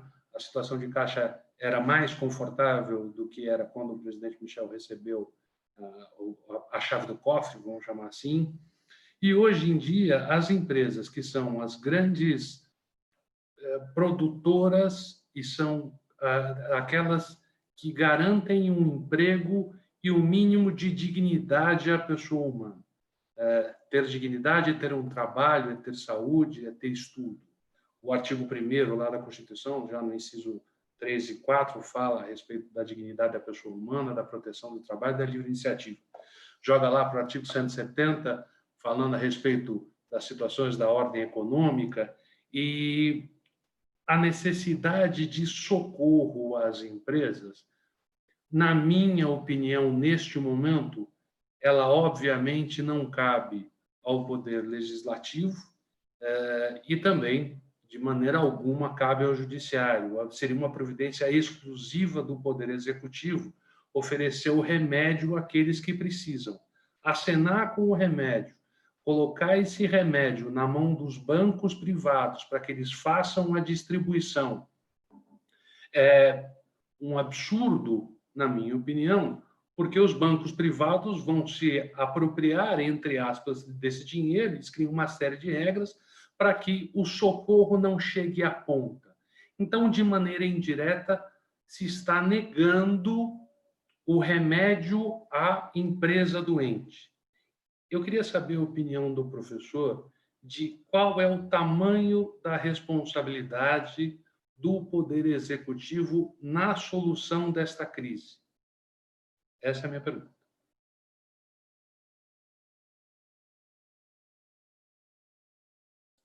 Nós estamos sem áudio ainda, professor.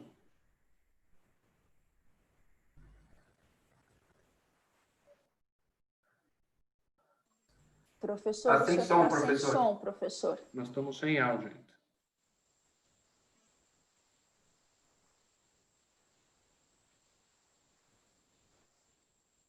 Ainda está sem som. Pronto. Acho que agora foi. Pronto. Agora foi. Perfeito. Obrigada. Obrigado.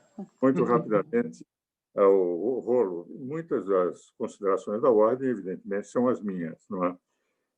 Não pode haver superpoderes. A meu ver, a harmonia e independência dos poderes e que os poderes está definido na Constituição quando declara qual é a função de cada poder. Quando se diz do 49 ao 69 que pode fazer o legislativo, isso é extremamente importante, porque ele só pode fazer aquilo, entende? Quando diz no Poder Executivo que pode fazer, do 76 ao 91, é aquilo que está na competência do Poder Executivo. Quando diz no 92 até o 126 que pode fazer o Poder Judiciário, é aquilo. Cada vez que um poder não cumpre aquilo que está na Constituição, ele está abusando do seu poder. São harmônicos independentes e cada um tem igual importância em nível da sua atribuição, da sua competência, é o que está. Por que isso está no título 4? Porque foi criado o título 5º. O título 5º foi criado para nunca existir. Isto é, para que os poderes, com freios e contrapesos, pudessem se equilibrar. Por isso que começa o título 5º da defesa das instituições democráticas, do Estado e das instituições democráticas. Quer dizer, a democracia depende, se houver uma crise que põe em perigo tudo o que existe de democracia no país, aí que se aciona o título 5º da Constituição, no qual o Poder Judiciário não entra o Poder Executivo, não entra o Poder Legislativo. Os três poderes são um governo, um técnico, um para fazer as leis e outro para administrar. Nos momentos de crise que pode acontecer, por isso o Constituinte criou um título inteiro, dos 9 títulos da Constituição, um título inteiro foi criado só para a defesa do Estado das instituições democráticas, o Estado de sítio, defesa, e o próprio Estado de emergência não se foi colocado aí, porque isso está ainda na competência da Federação, no título 3º. Forças Armadas e Segurança Pública. O que vale dizer? Pode acontecer dos poderes não se entenderem. E se o poder judiciário não se entender com os outros poderes, não pode ser o poder judiciário poder e juiz ao mesmo tempo. Se os poderes são iguais, são equilibrados, não pode haver um superpoder nem do executivo, nem do legislativo, nem do judiciário. Por isso que, ao lado das competências, se colocou no 49, inciso 11, que o legislativo tem que zelar pela sua competência normativa. Por quê?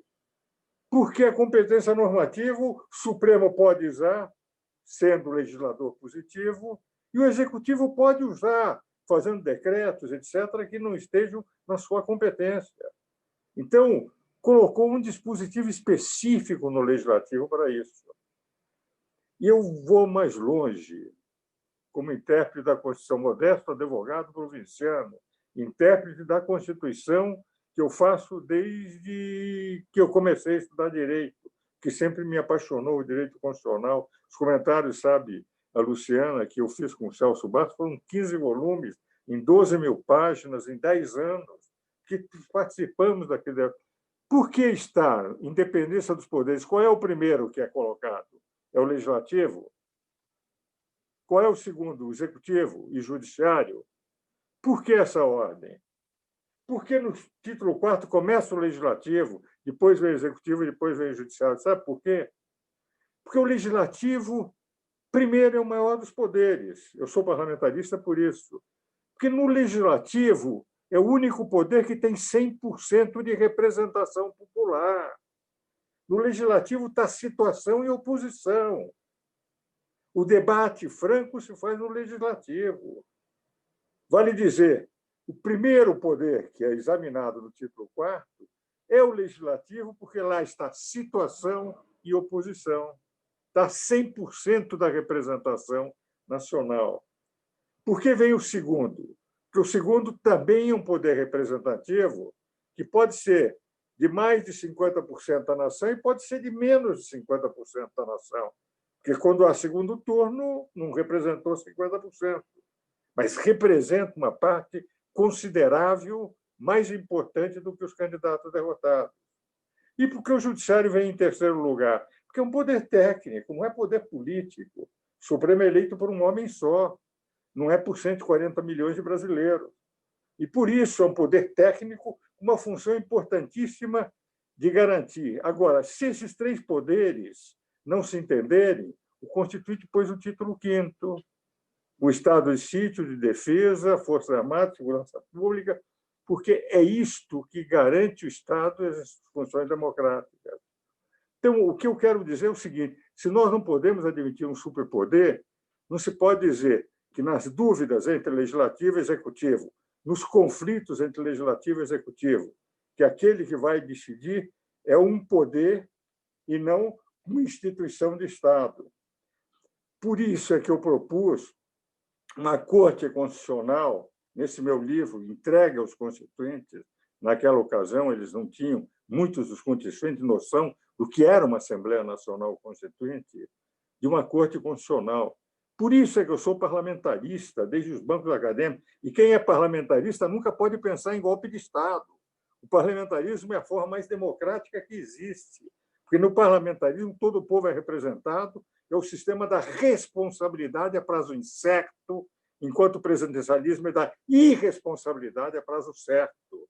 No parlamentarismo, eleito um irresponsável como primeiro-ministro, ele sai pelo voto de desconfiança. Isso que nós estávamos todos aqueles que, enfim, estavam envolvidos no processo, os constituintes, colocando. O presidencialismo não só através do processo traumático do impeachment. Então, o que eu estou querendo dizer é o seguinte: nós temos um título que foi colocado para nunca ser exercido, nunca ser utilizado em nível dos dois instrumentos, Estado de Sítio e Estado de Defesa, e dessa última função das Forças Armadas, que é a solicitação de qualquer dos poderes para repor a lei e a ordem. Mas, se vocês forem nos debates constituintes, vão encontrar isso que eu estou dizendo aqui para os senhores, isso que estão nos anais da Constituinte, que era bom nós, que somos constitucionalistas, rever o que está escrito nos anais da Constituinte. Então, o que eu quero dizer é o seguinte: há um título que, se houver freios e contrapesos, se houver inteligência entre os poderes, se um não invadir a competência dos outros, se cada um respeitar a sua competência, nós nunca teremos problema nenhum. Então, por isso que eu quero dizer, concordo em grande parte do parecer da ordem, mas entendo que foi colocado para nunca ser utilizado um poder moderador. Isso eu não vou mudar, porque eu participei, eu vi aquilo que eles estavam decidindo, eu sei o que eles decidiram. Caso contrário, não se pode dizer, nós não podemos admitir um superpoder do executivo, mas também não podemos admitir um superpoder do judiciário, dele invadir a competência dos outros e dizer, eu posso invadir porque eu é que decido, não são vocês. Eles decidem dentro da lei, dentro da Constituição, como legisladores negativos. Quando Oscar Correia me dizia, brincava, nós éramos, enfim, companheiros da Academia, confrades na Academia Brasileira de Letras Jurídicas, Civis, nós somos aqueles que podemos errar por último, por isso temos que errar pouco. Eu tenho a impressão, ultimamente, tem errado muito, não entende? Porque, na verdade, invadem competências de terceiros que não poderiam invadir. Luciana, eu quero agradecer muito as suas palavras. Luciana, quero agradecer muito também você que, enfim, esteve convivendo com todo esse pessoal, enfim, alguns que já foram e que, enfim, eu sinto muito falta. Eu acho que um homem como o Celso Bastos faz uma falta monumental no Brasil de hoje, que ele tinha um humor especial, entende, para expor as suas ideias e, muitas vezes, com uma frase irônica, ele reduzia todas as argumentações dos adversários a zero. Quero ficar muito grato porque você disse. E, Marcelo, entende, o que eu entendo, o Pedro, se você perguntar ao Pedro Serrano, o pai dele, você vê como eu sou velho, o pai do Pedro Serrano foi membro do Ministério Público, foi meu estagiário. Então, vocês estão falando com um dinossauro do direito, não estão falando com um advogado. O Pedro Serrano deu uma entrevista longa para a Folha de São Paulo, mostrando que o meu queridíssimo amigo Alexandre de Moraes, eu tenho grande admiração por ele, realmente a obra dele está aí a demonstrar como ele é bom, entende? Ele disse, olha, essa intervenção de proibir que o presidente nomeasse aquilo que a lei permite que ele nomeie, como, por exemplo, o ministro Luiz Roberto Barroso proibir o presidente de dar indulto quando a Constituição não faz nenhuma limitação a quem pode e não pode dar indulto. Não é? Então, na verdade, o Pedro Serrano tomou a mesma posição, dizendo que, na opinião dele, é evidente que as nossas opiniões de doutrinadores elas valem no meio acadêmico, porque quem decide é quem está no Supremo. Mas ele disse o que eu sempre digo, entende? Não é porque disseram que é isto que eu sou obrigado, como professor de direito, a dizer, a partir de agora, eu obedeço, mas não concordo. não acho a interpretação correta. E sobre a sua pergunta em concreto, hoje nós estamos com um dos grandes problemas econômicos, o seguinte: o sistema financeiro no mundo inteiro financia o desenvolvimento econômico das nações, porque gira em torno do sistema financeiro de 15 a 20 vezes o PIB mundial. A moeda é digital. Quando se diz qual é a moeda brasileira e quanto vale a moeda brasileira, o real caiu agora para 4,80 e pouco, não é? O dólar, ela vale o que vale um governo. Quanto vale a moeda venezuelana? Nada, porque a moeda vale a confiança que o governo pode dar àquela moeda. E a alavancagem digital daquilo que se aplica em sistema financeiro, etc., é, evidentemente, uma alavancagem em que todos nós vivemos uma ilusão muito grande de que a confiabilidade do país e a confiabilidade do sistema nos permitirá ter aquela reserva que ela é colocada e que é reaplicada para o desenvolvimento de todos os países do mundo. Por isso, o Fundo Monetário Internacional tem uma preocupação muito grande no controle das moedas.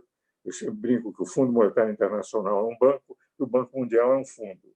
O fundo exerce funções típicas de banco para segurar. E o Banco Mundial é de financiamento, é um banco de desenvolvimento, parece mais um fundo para desenvolvimento de determinadas atividades.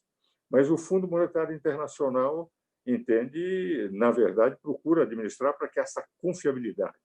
E as agências de risco dividem os países que têm confiabilidade e que não, aqueles que estão em grau de investimento, aqueles em que há um risco evidente, aqueles que estão no setor especulativo, porque toda moeda vale o que vale um governo.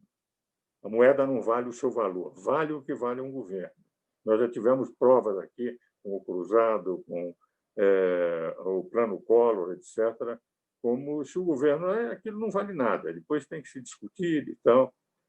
No momento, está havendo algo muito preocupante, Marcelo, é que os grandes empréstimos que os bancos fizeram para as empresas estão, em grande parte, com dificuldade de pagar. Porque, na verdade, foram financiadas algumas com projetos que não vão à frente, que não vão poder fazer, que não têm condições.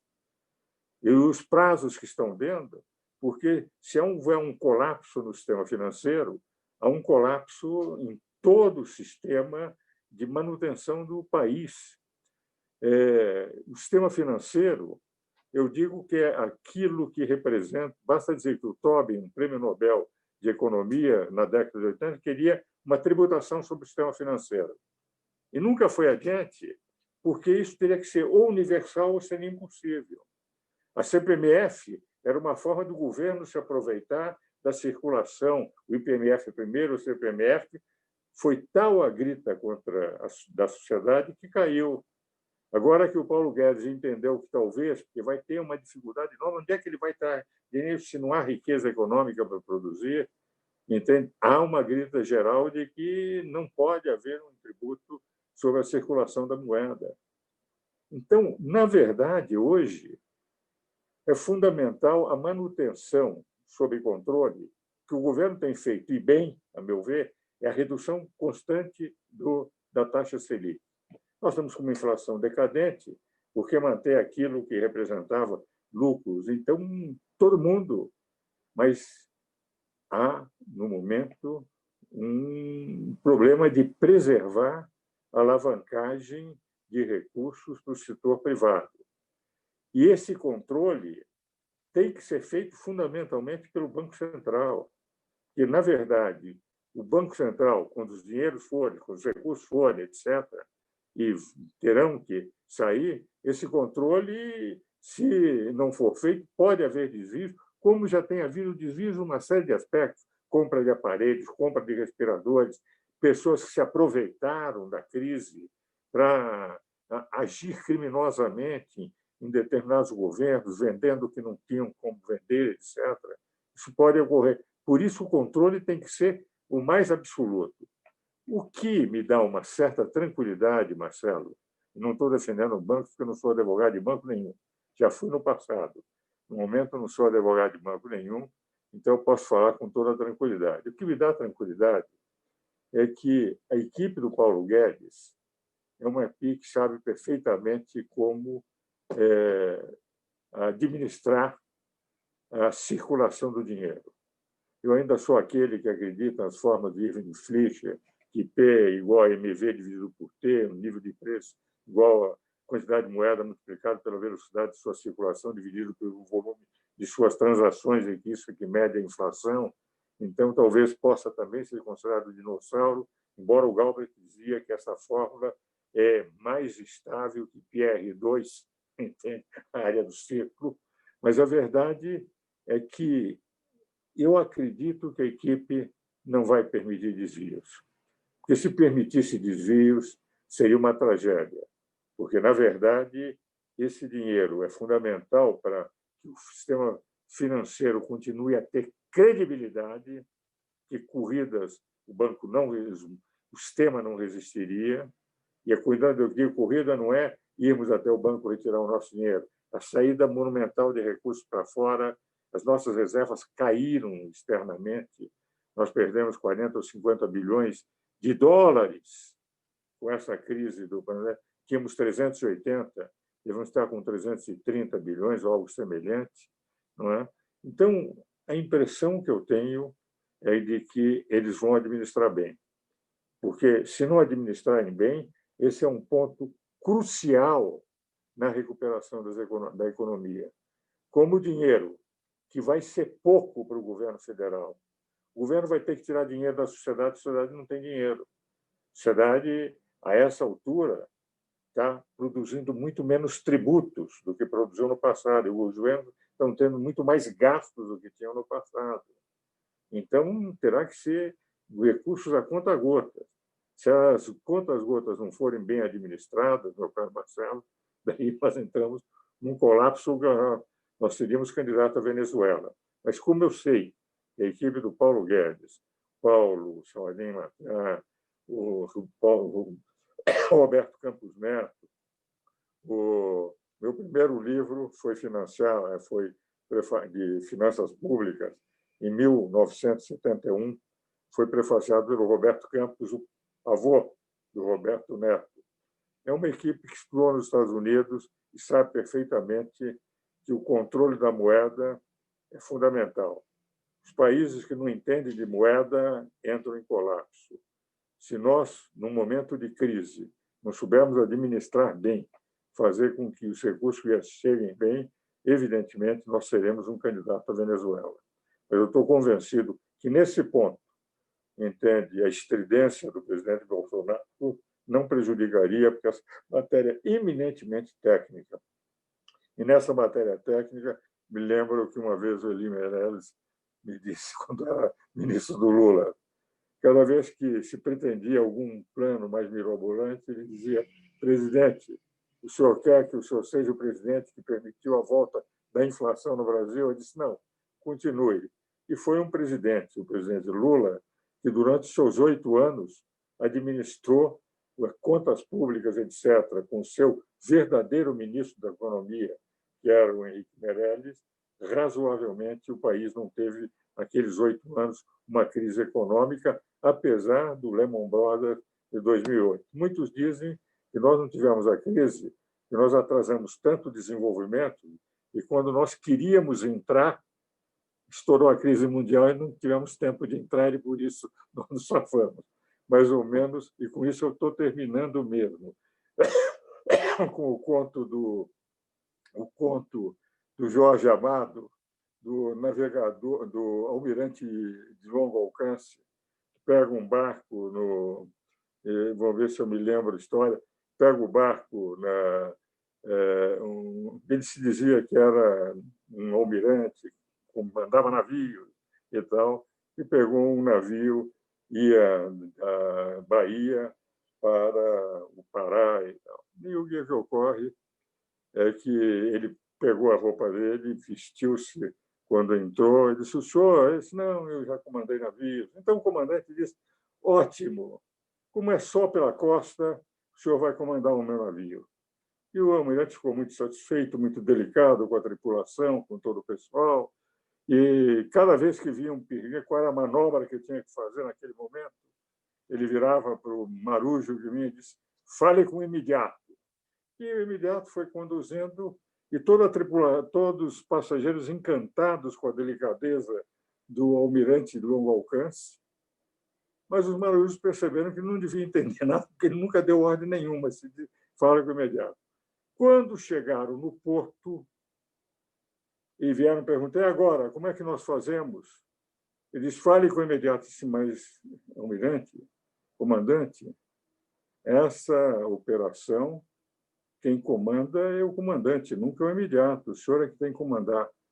E ele, sem saber o que fazer, disse: lancem as âncoras. Lançaram as âncoras, o navio ficou fora do porto, precisaram de escaleres para levar os passageiros, a marujada rindo. Ele se embebedou, foi para um bar, ficou a madrugada inteira no bar. De repente, de manhã, a marujada encontra e carrega. E ele fica impressionado: o que é que houve? O que é que houve? Disse: o senhor é um gênio como comandante. O senhor não viu a tempestade de ontem? Ele disse: não. 2 dos navios que estavam aportados afundaram. E o nosso, como estava em alto mar, com as âncoras, conseguiu escapar sem nenhuma lesão no casco. Que ideia que o senhor teve! O comandante de Holocausto, e muitos acharam que, quando o Brasil não entrou na crise de 2008, nós nos salvamos com a história do Jorge Amado, do conto do almirante de longo alcance. Mas o certo é que ele sempre confiou em alguém que entendia da economia. E hoje eu estou convencido que a equipe do Paulo Guedes possa estar enganada. Se eles não forem afastados do governo, e creio que não vão ser, porque é o que dá credibilidade em matéria de recuperação econômica ainda o governo, embora muita gente tenha sido afastado, nós nunca podemos dizer que não vai ser afastado, mas eu espero que não seja, entende? Esse ponto, Marcelo, eu creio que vai ser cuidado, entende? Ele, de alguma maneira, não vai permitir que, enfim, haja desvios, porque vai haver escassez de recursos para excesso de problemas. E a escassez de recursos terão que ser administrados milimetricamente. Meus queridos, respondi as questões e quero agradecer muito o convite que me fizeram. Voltar à velha casa, quando eu me lembro que era um advogado, enfim, já lecionando, etc. Mas como foi um período rico, aquele da redemocratização do Brasil, o Mário Sérgio Duarte Garcia, o Márcio Tomás Basso, que era meu colega de turma na faculdade, entende? O Bernardo Cabral, enfim, os debates que tivemos quando presidi o Instituto de Advogados, enfrentando o meu querido amigo hoje, mas na época eu criticava com muita, que era o presidente Sarney, com o plano cruzado, o plano em que ele congelou pela primeira vez todos os recursos e fez um congelamento de preços, que eu ataquei como presidente do Instituto. Éramos manchete dos jornais praticamente todo dia, mostrando que aquilo não podia dar certo, como realmente não deu, e a ordem me dando sempre apoio, assim como quando eu voltei. Me sinto, assim, extremamente feliz de ser convidado pela Casa da Cidadania, pelos meus jovens colegas, que não se esqueceram de um velho dinossauro, para expor aí um pouco das suas resistências e um pouco das suas ideias, que muitos acham ultrapassadas, porque apenas defende algo muito simples: o judiciário seja apenas judiciário, o legislativo apenas legislativo, o executivo apenas executivo, e que o direito de defesa é a maior garantia da democracia. Por defender essas 4 ideias, muitas vezes sou atacado e sou considerado um dinossauro da advocacia. Mas vocês quiseram ouvir, e ouviram. Professor, muito bom, muito obrigado. Eu queria ser um dinossauro assim, viu, professor? Muito, Muito obrigado. A Luciana também, está falando que a Luciana também queria ser, o Marcelo, todo mundo aqui queria ser dinossauro igual ao senhor, mas eu queria agradecer muito. De coração agradeço. Queria agradecer muito a sua participação, professor Ives Gandra. É sempre uma honra para nós da UAB receber o senhor aqui. O senhor que é da casa, como o senhor falou, foi conselheiro e é praticamente sócio fundador da UAB do Estado de São Paulo. Enfim, eu queria agradecer muito essa verdadeira aula que o senhor nos deu. Quero pedir desculpa para a doutora Viviane e para o doutor Caio Augusto, porque nós estamos com o nosso tempo estourado. Vocês querem dar só um alôzinho, um oizinho? A gente tem 5 minutos, eu tenho que encerrar. Mas não seria, não poderia nem fazer nenhuma pergunta. Você quer falar alguma coisa, Viviane? Muito rapidamente? Está sem som. Estão me ouvindo? Agora estou. Gostaria só de agradecer, primeiramente, ao professor Ives Gandra, pela brilhante exposição, clara, interessante, e aos meus demais colegas, Marcelo, Luciana, Alexandre, Caio, é uma honra estar aqui hoje. Obrigado. Muito bom. Caio, por favor, suas considerações finais, iniciais e finais. Eu peço desculpas, mas realmente nós estamos com o tempo estourado.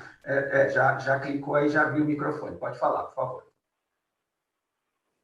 Eu gostaria de agradecer ao Dr. Ives pela aula magna ministrada.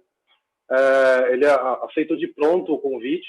Eu tenho a honra de participar do Instituto Ives Gandra, que tem proporcionado muito conhecimento, uma experiência excelente de vida. E, enfim, não tenho o que falar depois de uma aula magna como essa, né?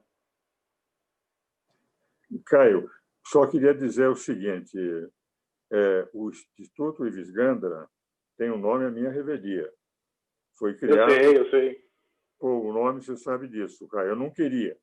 E foi colocado à minha revelia, porque dá a impressão de que é autopromoção, de que eu me considero alguma coisa no direito e quanto mais eu estudo direito, mais tenho desconhecimento do direito, sei perfeitamente das limitações que cada um de nós tem. Então, por um nome de instituto, o meu nome, eu fui absolutamente contrário. E a minha filha, como eu não pertenço ao instituto, ela que decidiu por o nome Ives Gandra. Eu tenho que dizer para todo mundo que foi a minha revelia, porque eu, pessoalmente, se estivesse dentro do instituto, não concordaria. Então, ela queria esclarecer para não dar a impressão de uma aula de cabutinismo, assim, e dizer assim, não, eu sou algo importante, tenho um instituto. Sou apenas um advogado esforçado, há 62 anos exercendo a advocacia, ou 63, isto é, desde o tempo de solicitador acadêmico, e fico extremamente honrado de poder dizer que eu sou advogado.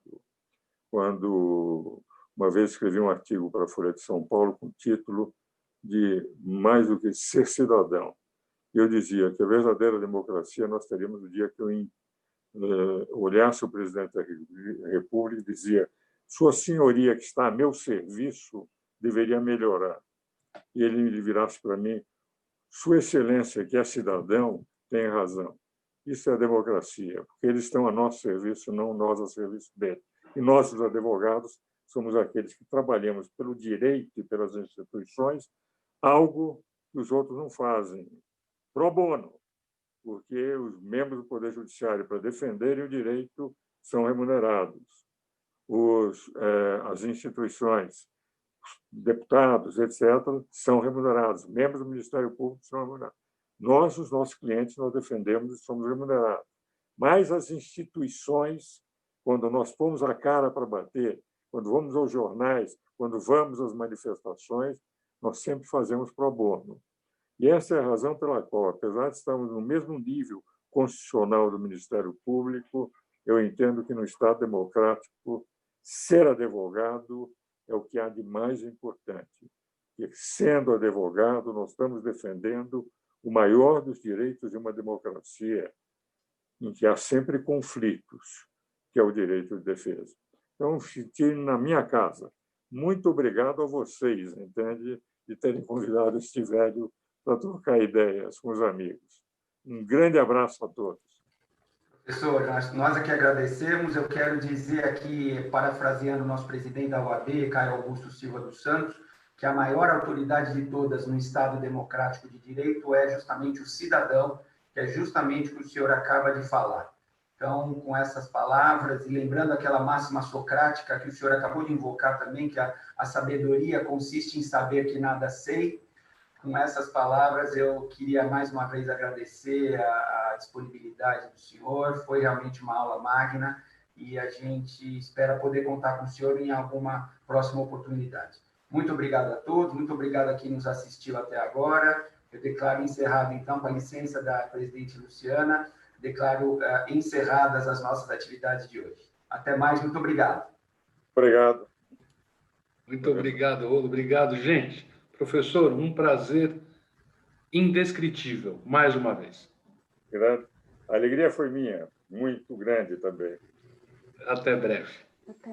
Muitíssimo obrigada, professor. Gratidão. Luciana, gratíssimo. Agora eu vou pedir, porque eu sou alguém que domina pessimamente qualquer sistema eletrônico, sou ainda das canetas do papel, que a minha assistente encerre o programa.